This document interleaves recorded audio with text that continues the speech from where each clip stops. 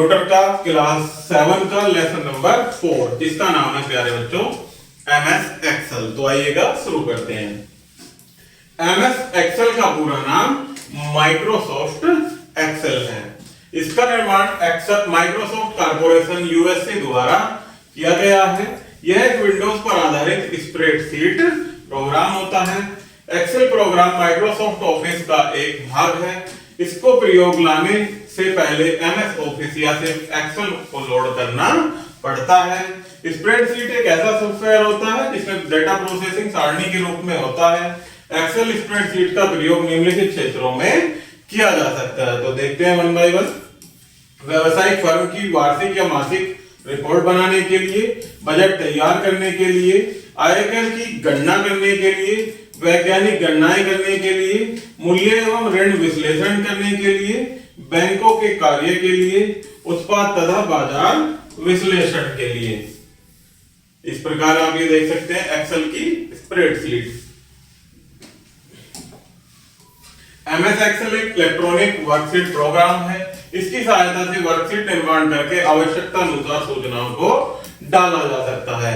Excel निम्नलिखित सुविधाएं उपलब्ध कराता है, जैसे सूचना या डेटा का फॉर्मेटिंग, शब्दों की प्रोसेसिंग, दिनांक या समय संबंधी फंक्शन, वर्कशीट से वांछित सूचना प्राप्त करना। आगे बढ़ते हैं MS एक्सेल को प्रारंभ करना। तो इसको नीचे दी गई विधि द्वारा प्रारंभ कर सकते हैं। जैसे फर्स्ट पॉइंट है कि विंडोज में बने स्टार्ट बटन पर क्लिक कीजिए। इसके बाद प्रोग्राम मेन्यू को चुनें और प्रोग्राम मेन्यू के सब मेन्यू में से MS ऑफिस का चुनाव करें। MS ऑफिस मेन्यू में स्थित माइक्रोसॉफ्ट एक्सेल पर क्लिक करेंगे। इस प्रकार से आप विंडो के माध्यम से समझ सकते हैं प्यारे बच्चों। ये स्टार्ट बटन, फिर ये प्रोग्राम्स और फिर यहाँ से MS वर्ड को सेलेक्ट करेंगे, यहाँ से MS ऑफिस और MS ऑफिस से माइक्रोसॉफ्ट ऑफिस एक्सेल पर जाएंगे। एक्सेल विंडो के प्रमुख तत्व होते हैं जो कि टाइटल बार, मेन्यू बार। ये क्या है इसके प्रमुख तत्व। यहाँ आप देख सकते हैं ये मेन्यू बार है और ये टाइटल बार है। वर्कशीट है ये, इसको इस एक्सेल की देख सकते हैं। इसका standard tool bar, formatting tool bar, formula bar, worksheet भाग, स्क्रॉल भाग, ये सेल और स्टेटस बार, ये सभी क्या है इसके प्रमुख तत्व। तो इनको वन बाय वन पढ़ते हैं प्यारे बच्चों और इनके बारे में समझते हैं। पहला होता है टाइटल बार। एक्सेल विंडो में सबसे ऊपरी भाग पर एक पद्धति के रूप में दिखाई देती है। इसके दाईं ओर इस प्रयुक्त स्प्रेडशीट का नाम आता है और बाईं ओर 3 बटन क्रमशः मिनिमाइज, रिस्टोर और क्लोज बटन रहते हैं। नेक्स्ट है मेन्यू बार। मेन्यू बार में विभिन्न विकल्प उपलब्ध रहते हैं जिसकी सहायता से स्प्रेडशीट को बनाया, फॉर्मेट को नियंत्रित किया जा सकता है और मेन्यू बार में फाइल, एडिट, व्यू, इंसर्ट आदि 9 प्रकार के विभिन्न मेन्यू होते हैं। नेक्स्ट है standard tool bar. Standard tool bar में अधिक प्रयोग होने वाले निर्देश के बटन बने रहते हैं। बटन पर माउस पॉइंटर लाने पर उस बटन के कार्य नीचे एक छोटे बॉक्स में दिखाई देते हैं। इसमें पाए जाने वाले निर्देश new, open, save, print, zoom, cut आदि होते हैं। नेक्स्ट है फॉर्मेटिंग टूल बार। इस बार टूल बार की सहायता से स्प्रेडशीट को वांछित फॉर्मेट दिया जा सकता है। इसके द्वारा टेक्स्ट का फॉन्ट साइज आदि बदले जा सकते हैं। नेक्स्ट है फॉर्मूला बार। इसकी सहायता से चुने हुए सेल के लिए प्रयुक्त फॉर्मूला को वास्तविक रूप में दर्शाया जाता है, जबकि सेल में उस सूत्र का परिणाम दिखाया जाता है। नेक्स्ट है वर्कशीट एरिया। स्प्रेडशीट को वर्कशीट भी कहते हैं।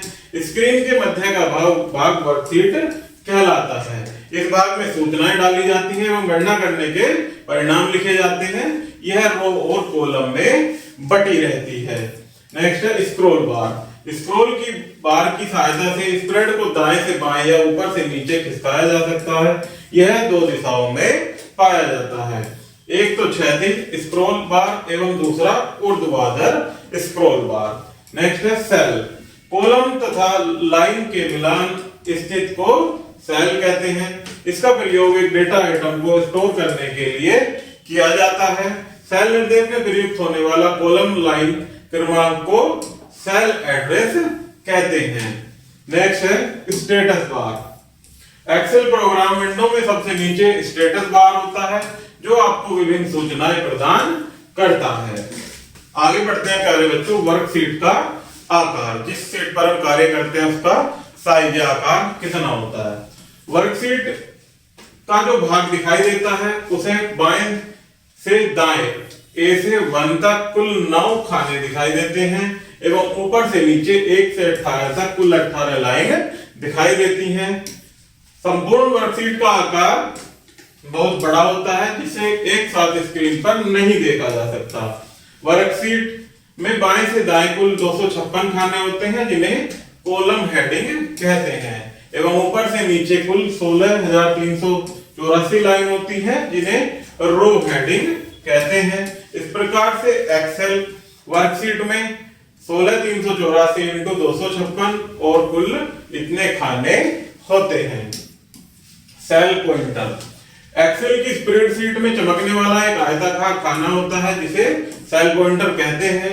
इसके द्वारा वर्तमान में सक्रिय सेल को प्रदर्शित किया जाता है। जहां पर डाटाबेस टाइप करना हो, सेल पॉइंटर को उस स्थान पर ले जाकर डेटा को टाइप किया जा सकता है। इस प्रकार से आप देख सकते हैं ये होती है हमारी वर्कशीट। आगे बढ़ते हैं एक्सेल स्प्रेडशीट में मूव।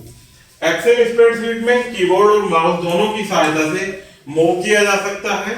माउस द्वारा स्क्रॉल बार को ऊपर से नीचे, दाएं से बाएं किया जा सकता है और कीबोर्ड द्वारा निम्नलिखित कमांड की सहायता से किसी भी सेल पर हम जा सकते हैं। कुछ कमांड हैं और इनके कार्य दिए गए हैं प्यारे बच्चों, इनको समझते हैं। कमांड और कार्य। ये राइट एरो होता है जो कि एक कॉलम दाएं जाने के लिए होता है। लेफ्ट एरो एक कॉलम बाएं जाने के लिए। अप एरो एक लाइन यानी एक रो ऊपर जाने के लिए। डाउन एरो एक लाइन यानी रो नीचे जाने के लिए। कंट्रोल के साथ यदि अप एरो दबाते हैं तो भरे हुए डेटा वाली ऊपर की सबसे पहली रो पर जाने के लिए। इसी के विपरीत भरे हुए डेटा वाली नीचे की सबसे पहली रो पर जाने के लिए। और कंट्रोल के साथ राइट एरो को प्रेस करते हैं तो दाईं ओर के भरे हुए खाने यानी सेल पर जाने के लिए। इसी के विपरीत बाईं ओर पहले भरे हुए खाने यानी सेल पर जाने के लिए। पेज अप यदि प्रेस करते हैं तो एक स्क्रीन ऊपर जाने के लिए। पेज डाउन एक स्क्रीन नीचे आने के लिए। होम स्क्रीन की पहली रो पर जाने के लिए। और एंड अंतिम मोड सेट करने के लिए। आगे बढ़ते हैं सेल डेटा की एडिटिंग। तो फर्स्ट इसमें पॉइंट है सेल डेटा को कॉपी करना। एक्सेल के सेल डेटा को कॉपी करने के लिए सर्वप्रथम उन सभी सेल का चयन कीजिए जिन्हें कॉपी करना है। इसके पश्चात एडिट मेन्यू के कॉपी विकल्प या Ctrl+C का चुनाव कीजिए। इसके बाद लक्ष्य का सेल पॉइंटर ले जाकर एडिट मेन्यू के पेस्ट विकल्प या Ctrl+V द्वारा उस डेटा को कॉपी किया जा सकता है। ये क्या होती है? Ctrl+C कॉपी करने की शॉर्टकट की और ये V Ctrl+V पेस्ट करने की। नेक्स्ट बढ़ते हैं सेल डाटा का स्थानांतरण यानी मूविंग सेल डाटा। किसी स्रोत से डेटा को उठाकर लक्ष्य पर स्थित कर देना डेटा का स्थानांतरण कहलाता है। डेटा स्थानांतरण के लिए सर्वप्रथम उस डेटा का चयन करें। इसके बाद एडिट मेन्यू के कट या Ctrl+X द्वारा कट करके उसके लक्ष्य पर एडिट मेन्यू के पेस्ट विकल्प या Ctrl+V द्वारा स्थानांतरण किया जा सकता है। आगे पढ़ते हैं रो कॉलम को डालना। यदि आप वर्कशीट में नई रो डालना चाहते हैं तो निम्नलिखित विधि द्वारा कर सकते हैं। इसमें पहला पॉइंट है उस रो को नीचे पॉइंटर लाइए जिसके नीचे खाली रो डालनी है। यदि एक से अधिक रो बढ़ानी है तो नीचे की ओर उतनी ही रो का चयन कीजिए। इसके बाद इंसर्ट मेन्यू के रो विकल्प पर क्लिक करें। ऐसा करने से उचित स्थान पर रो बढ़ जाएगी और उसमें डाटा डाल सकते हैं। आगे बढ़ते हैं। इसी प्रकार कॉलम भी बढ़ाए जा सकते हैं। कॉलम डालने की विधि जैसे हम रो बढ़ाते हैं इसी प्रकार कॉलम भी बढ़ा सकते हैं।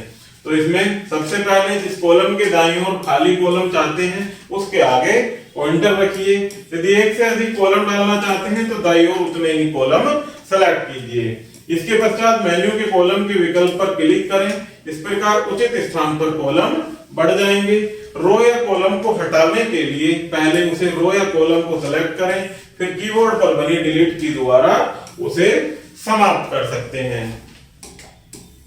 आगे बढ़ते हैं प्यारे बच्चों, रो या कॉलम की चौड़ाई बदलना। यदि आप एक्सेल में कॉलम की चौड़ाई परिवर्तित करना चाहते हैं तो आगे दी गई विधि द्वारा कर सकते हैं। जैसे सर्वप्रथम उस कॉलम को सिलेक्ट करें जिसकी चौड़ाई बदलनी है।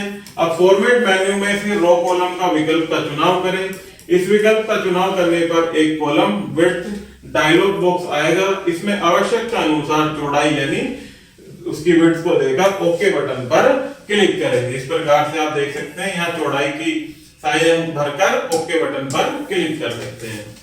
यदि आप किसी रो की चौड़ाई बदलना चाहते हैं, अभी हमने बदली रो या कॉलम की चौड़ाई, और यदि किसी रो की चौड़ाई बदलना चाहते हैं तो उसके लिए सर्वप्रथम उस रो का चयन करें जिसकी चौड़ाई बदलनी है। अब फॉर्मेट मेन्यू से रो का विकल्प का चुनाव करें। इस विकल्प के चुनाव करने पर एक विड्थ डायलॉग बॉक्स आएगा। इसमें आवश्यकता अनुसार विड्थ को देकर ओके बटन पर क्लिक करेंगे। नेक्स्ट है प्यारे बच्चों फाइल बनाना, जो कि क्रिएट न्यू फाइल अर्थात न्यू फाइल बनाना। नई फाइल बनाने के लिए फाइल मेन्यू के न्यू विकल्प का चुनाव किया जाता है।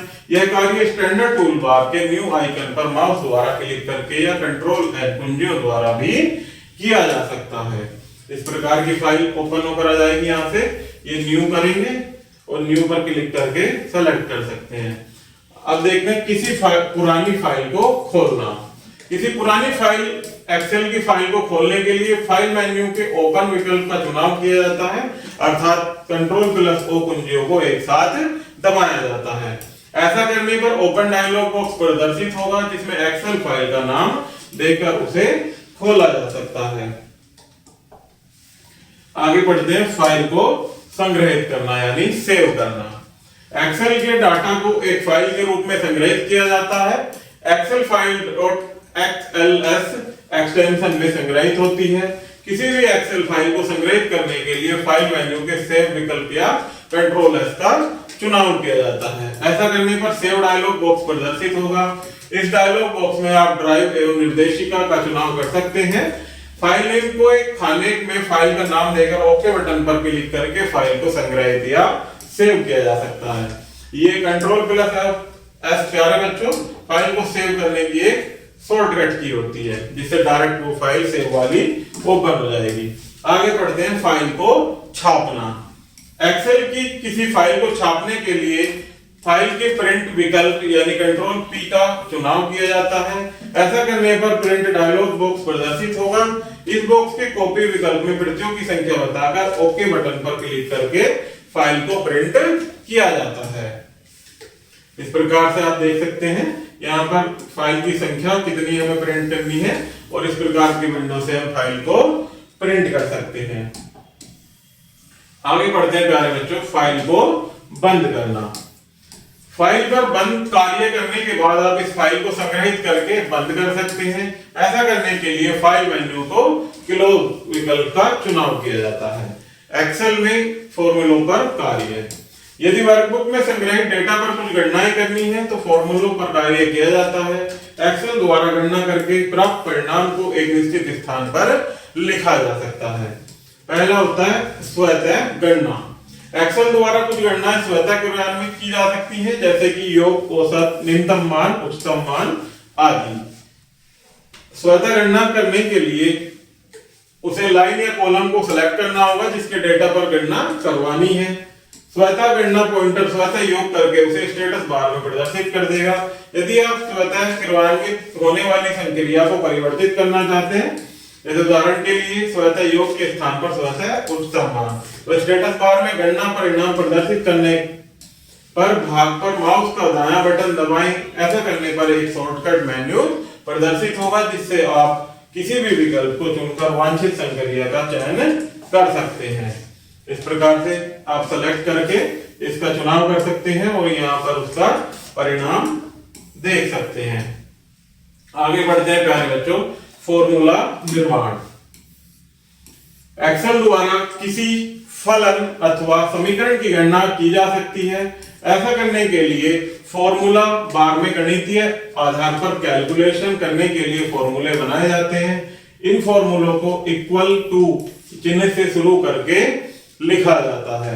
उदाहरण के लिए A1, A2, A3 सेल के डेटा को जोड़ना है तो फॉर्मूला बार में निम्नलिखित फॉर्मूला लिखा जाएगा, यानी equal A1 plus A2 plus A3। इस प्रकार हम A1 में A2 A3 सेल का योग प्राप्त हो जाएगा। एक्सेल में ग्राफ तैयार करना।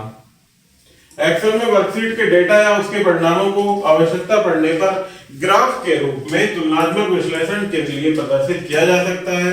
किसी डेटा या उसके परिणाम के लिए ग्राफ प्रदर्शित करने की विधि इस प्रकार है। सबसे पहले हमें सर्वप्रथम वह डाटा सेलेक्ट करना है जिसे चार्ट द्वारा प्रदर्शित करना है। उसके बाद अब इंसर्ट मेन्यू के चार्ट विकल्प का चुनाव करें। ऐसा करने पर chart wizard step 1 to 4 chart type का डायलॉग बॉक्स का पहला बॉक्स प्रदर्शित होगा। इस डायलॉग बॉक्स द्वारा चार्ट के प्रकार यानी टाइप को चुना जाता है।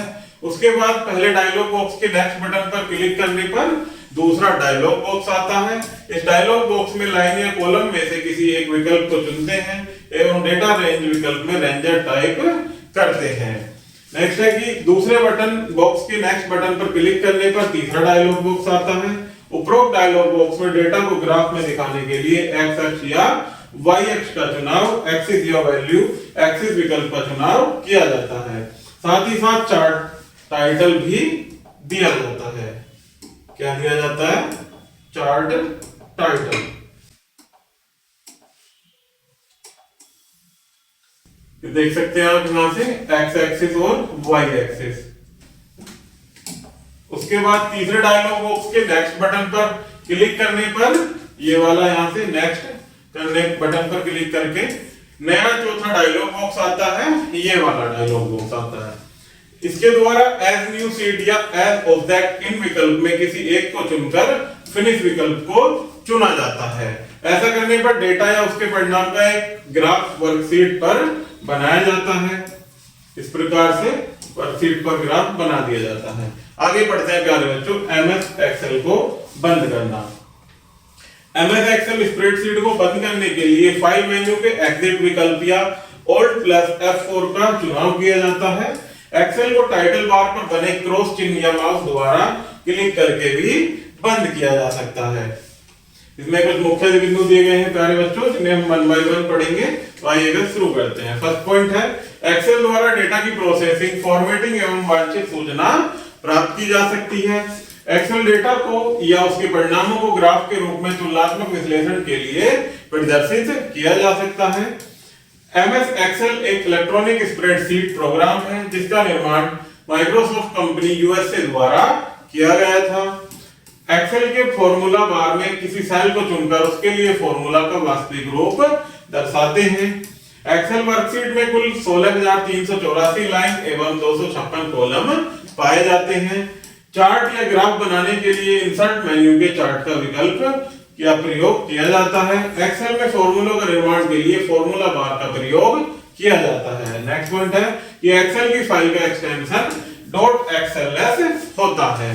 तो प्यारे बच्चों, इस प्रकार से हमारा लेसन यही समाप्त होता है। आई होप कि आपको यह वीडियो जरूर पसंद आई होगी। तो चैनल को लाइक एंड सब्सक्राइब जरूर कीजिएगा। धन्यवाद।